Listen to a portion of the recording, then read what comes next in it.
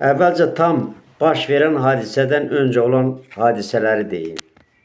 2024 yıl 16 sentyabr tarixində cinayətkarın qardaşı Süleymanov Feruz Rafaeloğlu evladımın üzerine bıçaq çəkmiş. Bıçağı çəkərkən demiş: "Mənim heç nə vecimə deyil. Mən yenicə 3000 verib çıxmışam." Bu da çok qaranlıq məsələdir ki, bu hansı polis mölbəsinə yeni 3000 verib çıxıbdı. Deməli kimsə bu xuliqanlıq eləyir, hesabını alıb bırakır, hesabını alıb bırakır. 2024 yıl bu dediğim hak hesaptan 2 hafta sonra Oktyabrın 1'indən 2'sine geçen gece cinayetkar Süleymanov Elcan Rafaeloğlu evladımı bıçaklamış ve qətle yetirmiş.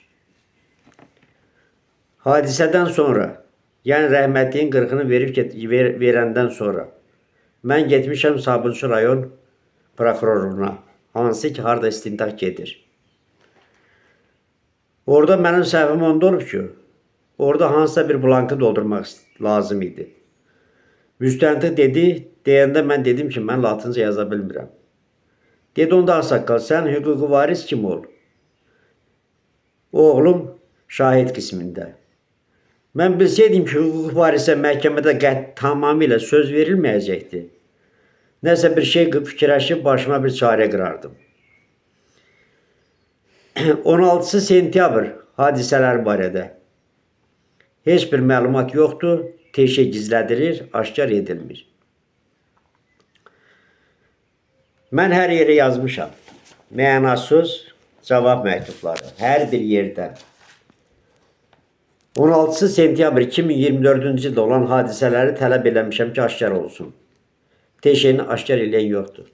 İbrahim Ləmbəranski'də yazmışam. Heç bir nəticə yoxdur. 12. polis bölməsi bana zəng vurub deyir ki, ora bizə baxmır. Sonra 13. polis deyir, 13. polis bölməsinə baxır. 13'də zəng eləyir ki, yox, ora bizə də baxmır. Bu qalıb qapalı şəkildə. Kimin maddi marağı nədir? Mən məktublarımda da qeyd eləmişəm. Bir iri stolba şəkil çəkmişəm. Yəni teşənin şəkili. Məktubda göndərmişəm, yazmışam ki, bu kamera görüntülərin gizlədilməsində maddi maraq nədir? Heç bir cavab gəlməyir. Üstü qapalı şəkildə qalıbdır. Məhkəmə prosesi obyektiv keçmir. Elə məhkəmə prosesi var ki 5-10 dəqiqə çəkir. Lorlu dedə salam, mələkə salam. Elə bilməyin ki mən məhkəmədə özümü apara bilmirəm, artıq söz deyirəm. Yox, qoyun kimi otururam. Bir söz demək istəyəndə deyirlər, sən sus, sən hüququ varisən, sənə söz düşmür. Mən yenicə otururam sakitcənə. Gedişatda elə hiss eləyirəm ki, elə bir tərsinədir, mən öldürən tərəfəm. Öldürən tərəfə oturub orada, qımışaraq otururlar, onların ayağı yer alır. Bu da bir subut. 19. tarixə keçən may ayının 19'unda məhkəmədən çıxarkən. Bizə dedilər, gedin bir də 20'si gəlin, zaldan çıxanda. Zaldan çıxarkən, cinayətkarın anası tərəfdən təzyiqlər göstərilir. Sən unutma ki, sən evladının biri o dünyadadır, hələ biri azadlıqdadır. Ay bədbaq qadın, sən bil ki, onları mən deməliyəm. Mən səni hədələməliyəm. Məhkəmə prosesinin obyektiv keçməməyini görər. Bu qadın ayağı yer alır. Fikirləşir ki, birini öldürmüşəm, o birisini də öldürərəm. Çox səhvsən, hələ yerin rahatdır. Məhkəmə prosesinin obyektiv keçmir. Keçmir. Mənlə Leyla Əsgərovaya, Məmmədovaya protivəm. Yəni ki, məhkəmə iclasının sədri. O cümlədən prokurora da protikdöyəm. Eləcə bilmək istəyirəm. Yaxşı, hüquqi varisə söz düşünmürsə, onda bu niyə gəlib oturubdur? İtirəm mən, öldürülən mənim oğlum 20 yaşında. Elə bir ki, söhbət bir sərçədən gedir. Bunu bilmək istəyirəm. Milli Məclis haraya baxır? Prezident aparatına məktub yazmışam. Mənasız cavablar. Mən bilirəm, başa düşürəm. Bu məktubların hamısını prezident özü onun vaxtı yoxdur. Bir prezident oxumalı deyil. Prezident eləcə aşkar eləməlidir ki, görün mənim dediklərimi, sərəncamları icra eləməyənlər kimdir? Hansı köpək oğludur? Hansı itin oğlu itdir? Kimdir? Biz deyirik ki, dəmir yumruq. Dəmir yumruq Paşinyanın başında çatlasın. Canın sağ olsun, mən də razıyam. Bu dəmir yumruq hərdən bir fırlanır. Niyə bu ətrafında sərəncamlarını icra eləməyən, bu məktubu göndərən it uşağı it, mənası onların başında niyə çatlanmır? Nəyə görə? Nəyə görə maraqlanmırıq? Deyirik, Makron düşmənimizdir. Mən də razıyam, köpək oğlu düşmənimizdir mi? Və içimizdəki Makronlar nə qaraq? Dolu Makrondur. İçimiz doludur. Hansı Makronlar bilsinmi? Sizin dediklərini icra eləməyənlər. Bu Makronlar nə qaraq?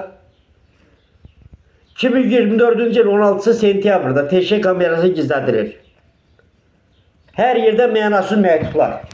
Ən iri zırfı məktub Ombudsmandan. Allah qoymasa vəkil istəmişəm ki, bana bir vəkil verin. Hamısından istəmişəm. Bana nə cavab yazdı Ombudsman? Bu bizim sahə deyil. Bəs sənin sahən hansıdır?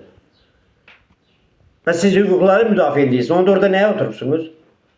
Bütün cavablar belə mənasızdır. Makron. Makron köpək oğlu həqiqətən düşməninizdir mi? Onda belə çıxır ki, əgər bütün məktubları icra eləmirlər, TŞ kamerası gizlədilir, heç kimin xəbəri yoxdur. Makron köpək oğlu gizlicə samolyotdan oturur, gecə ilə gəlir Ramanı qəsəbəsi Elşən Məhrəmi küçəsinə.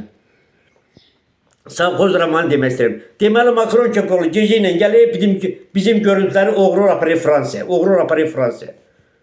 Makron Fransada deyil. Fransada bir dənə düşmənimiz var Makron. Əsas Makronlar içimizdədir. Dəmir yumruq Paşinyanın başına çatlasın. Mən də razıyam çatlasın. Mən bizə şey başa düşmürəm. Yazı nağıldır, öz-özümə fərz edirəm da. Özümə fikirləşirəm ki, cənab prezident bir yanaşı olsaydı, bu onun əlindən tut, xahiş edirəm, bir qurban olum. Bu parmağını buraya bastırlar, bas deyirəm, bu iş obyekti bayılsın. Ay cənab, xahiş edirəm, bas. Az yaşlı söhbət gedir ki, az yaşlılar az yaşlıdır. Çox böyük iş görür az yaşlılar. Az yaşlılara qurban olum. İçin yaxşı da var, pisi də var. İndi gəl belə deyək. Hadisə olan yerdə bizim belə bir qanunumuz var. Mən o qanuna müdaxilə eləmirəm. Deyirlər, quduz itləri vurmaq olmaz. Sahibsiz itləri vurmaq olmaz. İndi keçək o qudurmuş az yaşlılara. Tutalım hadisə olan yerdə. Savxoz Ramanında Elşən Məhrəmi küçəsində. Quduz itlər az yaşlılara cumdu. Nəlim yaraladı, dişlədi, nağardı. Az yaşlı söhbət gedir. Quduz itlər toxundu. İndi bizim sığortamız var mı ki? 2 saatdan sonra həmin itlər, eyni itlər ağır cinayətlər məhkəməsinin qabağında kiməsə toxunmayacaqdır. Varım belə sığorta? Yox. Və bu nətər? Kimə inanmaq olar? Mən yenə də deyirəm. Allah qəni rəhmət eləsin Mirzə Ələkbər Sabirə. Bugünkü günü neçə bundan qabaq görülmüş. Ona görünə qurban olum. O deyir ki, Kəlsi, sən özünü insan mı sayırsan? İnsanlığı asan mı sayırsan? Bütün veteranlara qurban olun. Mən o vaxt onun yanında olsaydım, xahiş edərdim, mənim də bir misramı əlavə elə oraya. Veteran, sən də özünü insan mı sayırsan? İnsanlığı asan mı sayırsan? Başlayayım. İndi yenə deyirəm, hadisə Savxoz Ramanı qəsəbəsində Elşən Məhrəmi küçəsində baş veribdir. Evladım Oba Market deyilən mağazada işləyirdi. Gülməli nədir? Axırıncə olmuşam 19 mayda məhkəmədə. Bu dəfə heç olmasa bir 15 dəqiqə çəkdi hardasa. Məhkəmə zalında hüquqi varis, yəni mən söz verilmir, qoyun kimi bir küçdə otururam. Cinayətkardan soruşurlar. Sən onu niyə vurdun? Mən susuram. Cinayətkar deyir ki, mən onun ürək nahiyəsinə bıçağı tuşlamaq istəmirdim. Amma o əyildi, mən qılçasına vurmaq. Əyildi, bıçaq getdi, ürək tərəfə tuşlandı. Cinayətkar deyir. Sonra deyirlər ki, sən bıçağı sonra inlədin. Deyir, hadisə yerində attım. Mən susuram. Amma cinayətkarın valideynləri tərəfi çox arxayın otururlar. Çox arxayın, sərbəst. Nəyə, hansı səbəbə, kimə belləri bərkdir. Mən onu məhkəmədə görürəm. Mən onun qılçasını vurmaq istədim. Amma indi əlimdə olan görüntülərlə, dəlillərlə mən sizə deyim, hadisə necə olubdur. Biri oktyabr, ikisinə keçən gecə. Yəni ayın biri. 22:01-də görüntülər əsasında, fleşkart görüntülər əsasında 22:01-də fleşkartını götürdüm. 22:01-də evladım mağazaya gəlir. Görsənir hamısı. 22:24-də evladım kassada durur. Elə bu an 22:24-də cinayətkar Süleymanov Elcan Rafaeloğlu görüntülər əsasında yolu keçərək mağazaya bir neçə metr qalmış sağ əli ilə bıçağı sol tərəf nahiyəsinə qoyur. Yəni buna deyirlər ki, ay hakimlər, ay prokuror, sizə qurban olum, ay qanunu bilənlər, ay müstəntiqlər, buna deyirlər ki, bıçağı uca qoydu. Bu adam qəsdən adam öldürməyə gedir. Buna deyirlər qəsdən. Statiyaya baxın, qəsdən gedir. 16 sentyabr tarixində hadisələr aşkar olunmadığına görə həmin 2 həftə öncədən evladım bundan çəkinir. Bunun mağazaya girdiyini görəndə öz yerini başqa qıza verir, yəni satıcıya yerini dəyişir. Başqa bir oğlanla görüntülər əsasında 2 piştaxta arxasında dururlar. Yaxşı baxın. Buna deyirlər xətadan uzaq olmaq. Bunlar durduğu yerə cinayətkar gəlir. Süleymanov Elcan Rafaeloğlu. Bir onun bədəninə baxın. Onu bölsən, mənim oğlumdan 3 dənə çıxar. Bu gəlir. Bu yırtıcı az yaşlı. Gəlir. Aldadıcı olaraq bunlara əl uzadır. Salamlaşır. Evladıma da maraqlı gəlirkən Yücel'in salam verdi. Heç də bilmirəm nə baş verəcəkdir. Görüntülərə baxın. Evladım da buna əl uzadır. Bunların əlləri üzülən kimi, yəni görüşmə, bu sağ əli ilə evladımın sifətinə bir şapalaq vurur. Sonra boynundan belə tutaraq bayıra çağırır. Bayıra çağırır. 22-26'da o ki deyirik, mən istədim onun qılçasından vuram, getdi, ürəyi tərəfə tuşlandı. Var gücü ilə görüntülər əsasında onu öz boynundan özünə çəkərək bıçağı tuşlayır.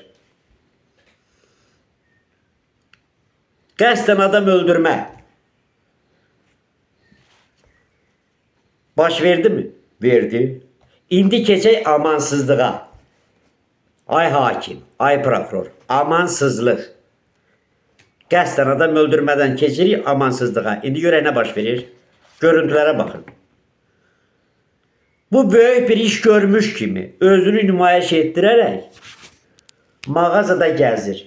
Evladım bir təhər mağazaya girdiyindən döşəməyə uzanır. Ayaqlar çabalayır, qan gedir.